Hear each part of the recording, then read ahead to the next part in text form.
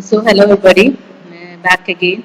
We'll be discussing diffraction of light. This is the last module or the last chapter that we'll have to finish in your second semester portions. And I have already given you a class on what is diffraction of light. Still, I'll get through. So what is diffraction means? Diffraction is the bending of light around the corners of the obstacle, and Newton's corpuscular theory already predicted the rectilinear propagation of light, and the wave nature of the Huygens wave theory was not completely in tune with that one. So Huygens wave theory was used for explaining diffraction, and what diffraction states is that it is against the rectilinear propagation of light, that is, light bent around the corners of the obstacle. I have already given you a class regarding this one. If in the figure you can see that if S is a source of light and AB is an obstacle along the path of the light, what is expected according to the Newton's corpuscular theory of light or rectilinear propagation of light is that on the screen, here you can see a screen. ഇവിടെ ഒരു screen ഉണ്ട്. അപ്പം OD എന്നുള്ള റീജിയനിൽ നമുക്ക് complete ഡാർക്ക്നെസ്സും OC എന്നുള്ള റീജിയനിൽ ഒരു യൂണിഫോം ഇലൂമിനേഷനുമാണ് ന്യൂട്ടന്റെ കോപ്പസ്കുലാർ തിയറി വഴി എക്സ്പെക്ട് ചെയ്തിട്ടുണ്ടായിരുന്നത്. പക്ഷെ ഇങ്ങനെ ഒരു എക്സ്പെരിമെന്റ് നടത്തിയ സമയത്ത് എസ് എന്ന് പറയുന്ന സോഴ്സ് ഓഫ് ലൈറ്റിന്റെ മുന്നിൽ ഒരു ഒബ്സ്റ്റക്കിൾ AB കൊണ്ടുവച്ച സമയത്ത് എന്ത് ചെയ്തു എന്ന് പറഞ്ഞാൽ ഒബ്സ്റ്റക്കിൾ ഉള്ള റീജിയനിലും എന്ത് കിട്ടി, ഒരു എൻക്രോച്ച്മെന്റ്. ഇത് ശരിക്കും എന്താണ്, OD എന്ന് പറയുന്ന region, it is a region of geometrical shadow, but what happens here is that the light gradually encroaches, അതായത് ഈ OD എന്നുള്ള റീജിയനിൽ കൂടെ ലൈറ്റിന്റെ പ്രസൻസ് കാണാൻ പറ്റി. OC എന്നുള്ള റീജിയനിൽ ഇല്യൂമിനേഷൻ യൂണിഫോമും ആയിരുന്നില്ല. OC എന്നുള്ള റീജിയനിൽ യൂണിഫോം ഇല്യൂമിനേഷൻ ആയിരുന്നില്ല. OD എന്നുള്ള റീജിയനിൽ കംപ്ലീറ്റ് ഡാർക്ക്നെസ്സും ആയിരുന്നില്ല കിട്ടിയത്. അപ്പോൾ ഇതിൽ നിന്ന് മനസ്സിലായി ലൈറ്റ് ഒരിക്കലും സ്ട്രെയിറ്റ് ലൈൻ മാത്രമല്ല സഞ്ചരിക്കുന്നത്. എന്ത് പറ്റി, light Benz around the corners of the obstacle. So here is a source of light, here there is an obstacle, and you can assume it as a slit also, and here there is a screen. And this experiment was a real proof for the diffraction of light, which could be explained using Huygens wave theory, and it was against Newton's rectilinear propagation of light. And what diffraction says is that light bends around the corners of the obstacle. Okay, it is the bending of light around the corners of the obstacle or the aperture or a small opening into the region of geometrical shadow. And it was Young who carried out experiments on diffraction. You can see various diffraction patterns which is obtained on the screen. And I have already mentioned about the two classification of diffraction. The first one is Fresnel diffraction and second one is Fraunhofer diffraction. And the Fresnel diffraction, I have already mentioned it in the last class. It will be having cylindrical wavefront. Fraunhofer means planar wavefront. In Fraunhofer diffraction, we are using lenses such that light is assumed to be coming from infinity. പക്ഷേ Fresnel diffractionൽ നമ്മൾ lens ഉപയോഗിക്കുന്നില്ല.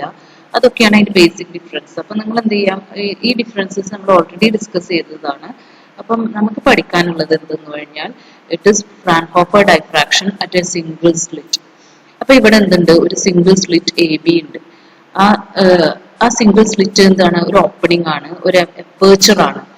അപ്പം അതിന്റെ shape എന്ന് പറഞ്ഞാൽ അത് rectangular ആണ്. അപ്പം അതിന്റെ സ്ലിറ്റ് വിഡ്ത്ത് എന്ന് പറഞ്ഞത് A ആണ്, റെക്ടാങ്കുലർ അപ്പേർച്ചർ ആണ്. അപ്പൊ ഒരു പാരലൽ ബീം ഓഫ് ലൈറ്റ് എന്ത് ചെയ്യുന്നു, നമ്മുടെ സ്ലിറ്റിൽ പതിക്കുന്നു.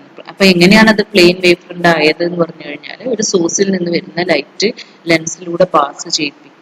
അപ്പൊ നമുക്ക് കിട്ടുന്ന പ്ലെയിൻ വേവ് ഫ്രണ്ട് ആയിരുന്നു കിട്ടുക. അത് നമ്മൾ ലാസ്റ്റ് ക്ലാസ്സിൽ ഡിസ്കസ് ചെയ്തതാണ്.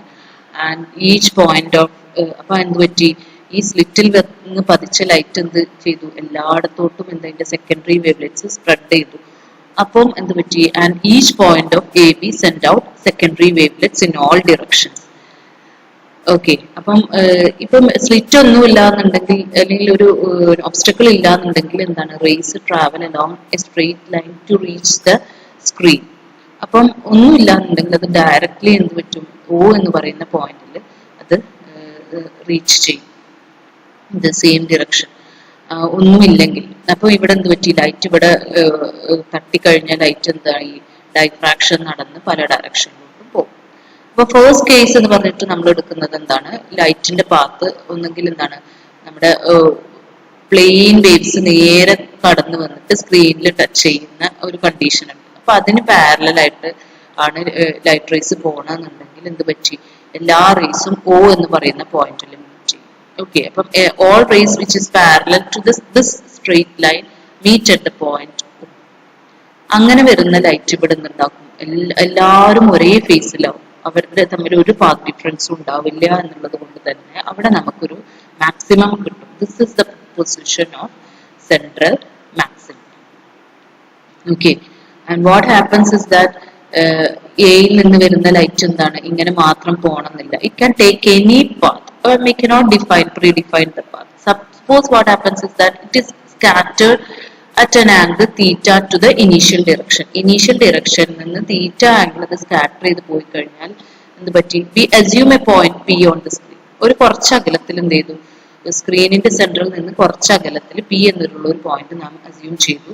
അപ്പം എയിൽ നിന്ന് ഡൈഫ്രാക്ട് ചെയ്യുന്ന റേസ് തീറ്റ ആംഗിളിൽ ഡൈഫ്രാക്ട് ചെയ്യുന്ന റേസ് എന്ത് പറ്റി, P എന്നുള്ള പോയിന്റിലെത്തി. അതുപോലെ എന്ത് പറ്റി, ഈ ഒരു സെൻട്രൽ പോയിന്റിൽ നിന്നും ലൈറ്റ് പിയിലെത്തി, ബിയിൽ നിന്നും ഡൈഫ്രാക്ട് ചെയ്ത് തീറ്റ ആംഗിൾ ഡൈഫ്രാക്ട് ചെയ്ത ലൈറ്റ് നമ്മൾ പിയിലെത്തി. ഇറ്റ് ഇസ് ആൻ അസംഷൻ ഉണ്ട്. ഓക്കെ, അപ്പോൾ യു ക്യാൻ സീ ക്ലിയർലി എന്ത് പറ്റി, ഈ ഒരു ലൈറ്റിന്റെ പാത്ത് ലെങ്ത് നോക്കൂ, AP അതുപോലെ ബിയിൽ നിന്ന് തുടങ്ങി പിയിലെത്തുന്നത്. സ്വാഭാവികമായിട്ടും you can see that they don't have a same length. The path length is different.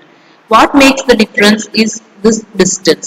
This small distance is named as delta. അപ്പോൾ ഈ ഡിസ്റ്റൻസ് ആണ് അവരുടെ പാത്ത് ഡിഫറൻസ് എന്ന് പറയുന്നത്. That is named as delta. അപ്പോൾ നമ്മൾ എന്ത് ചെയ്യുന്നു, here we are having an angle theta and we assume ഇത് ഈ ഒരു ലൈൻ വരച്ച പെർപെൻഡിക്കുലർ ആണ് ഈ K എന്ന് പറയുന്നത്. I am naming it as AK. Okay, we are drawing a perpendicular from A to meet BP at the point K. K എന്ന് പറയുന്ന പോയിന്റിൽ മീറ്റ് ചെയ്യാൻ വേണ്ടിയിട്ട് ഒരു പെർപെൻഡിക്കുലർ വരച്ചു.